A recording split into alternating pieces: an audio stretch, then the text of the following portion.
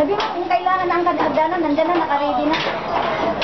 Ay, doon, nandito yung hagdanan. Kailangan nyo na? Oo, Mareta. Oo.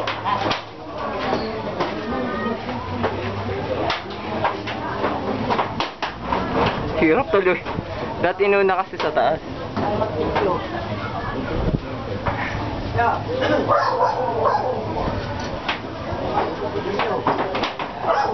Meron bang hagdanan?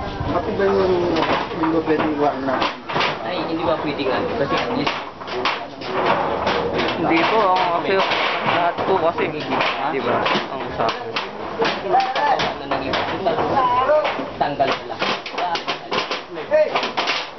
Hindi, parang parehas lang rin ng iniwan nyo yung taas niyan.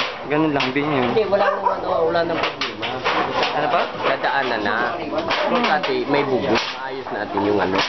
Kami naman lang po dadaan dyan, kaya okay lang kahit wala pong Dami yan, dami yan. Ganun lang yan.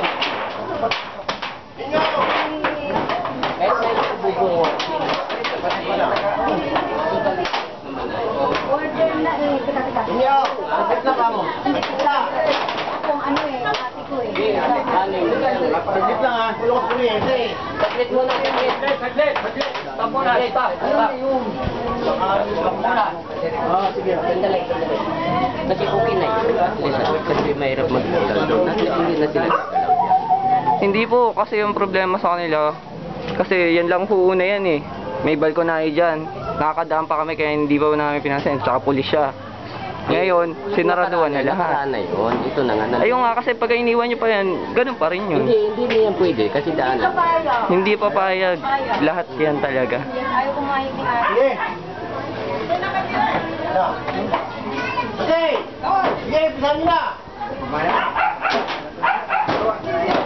Ito, sino?